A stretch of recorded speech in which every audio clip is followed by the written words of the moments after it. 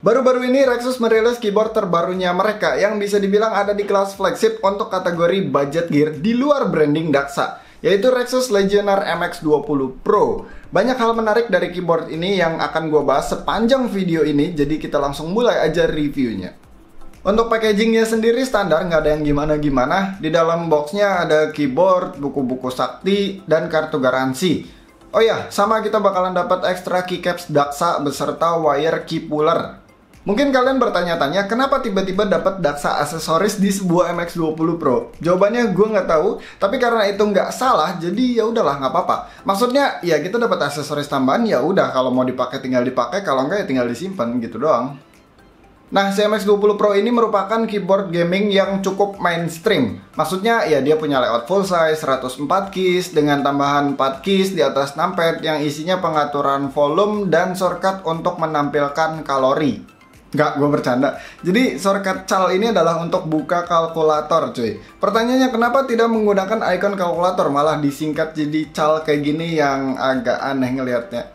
Gue tahu alasannya kenapa. Jadi untuk bikin sebuah icon kalkulator dengan metode double shoot atau double inject di Primary Legend itu bakalan rumit banget karena harus sedetail itu. Kalau nggak detail cahayanya bakalan bleeding atau bocor kemana-mana cuy. Dan mungkin jatuhnya bakalan mahal untuk bikin satu keycaps ginian doang. Makanya dipilihlah menggunakan singkatan kayak gini. Kan di print bisa bang, di print aja dong, nggak usah pakai double shoot. Ya di print bisa memang, tapi ini cuma single function button, dia bukan multiple function.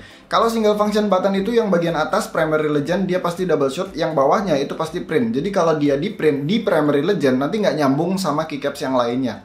Alasannya kayak gitu. Ini berdasarkan analisa doang, gua nggak nanya ke orang Rexusnya, tapi menurut gue itu masuk akal. Oh ya, mumpung lagi ngomongin keycaps, si keycapsnya MX20 Pro ini pakai bahan ABS yang sebenarnya nggak tebal-tebal amat, standar aja. Cuman teksturnya bagus karena nggak polos-polos amat, jadi masih nyaman dipakai, dan bagusnya ini nggak fingerprint magnet. By the way, karena MX20 Pro ini full size, jadi ukuran keycapsnya dia standar ya, nggak ada ukuran yang aneh-aneh. Kalau kalian mau ganti keycaps ya nggak akan susah nyarinya.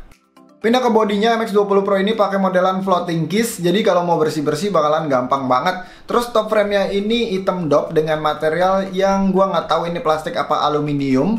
Pokoknya feel-nya udah kerasa premium banget lah. Ada hal sepele juga yang gue suka di sini, dimana branding Rexusnya disimpan di atas arrow dengan warna hitam. Jadi black on black, ini keren banget sih asli.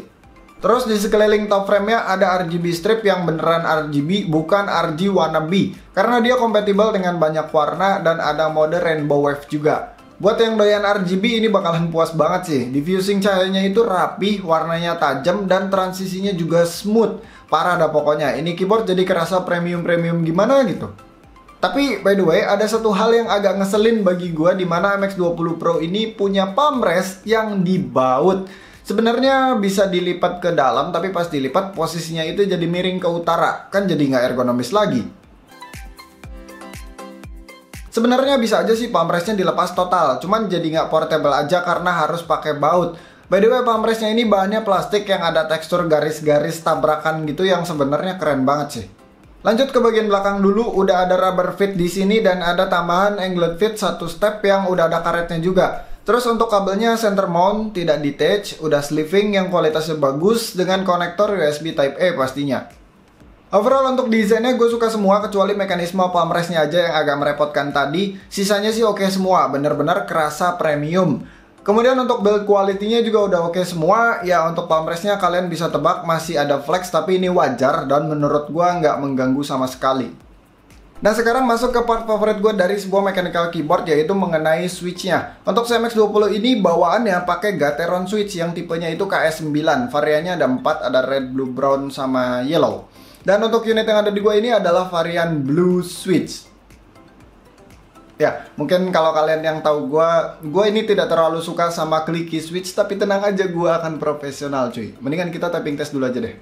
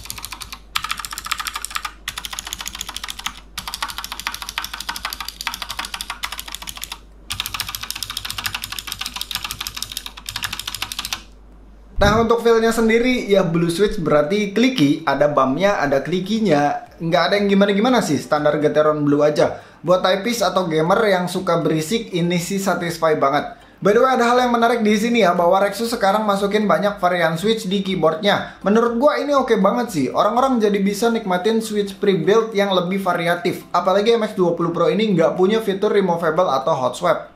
Belum sampai di situ, untuk step bawahnya MX20 Pro ini ternyata sudah pre-loop. Meskipun belepotan, tapi ya lumayan lah.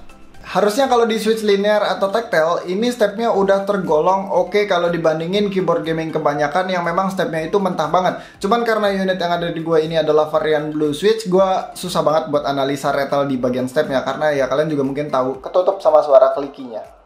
Lanjut ke fitur-fitur lainnya, ada macam-macam shortcut kayak My Computer, Home, Email, dan Multimedia Player. Terus ada shortcut untuk gonta-ganti mode RGB-nya yang disimpan di atasnya arrow, lengkap dengan pengaturan set RGB LED-nya. Terus pastinya ada adjuster brightness dan speed transisinya juga yang disimpan di shortcut arrow.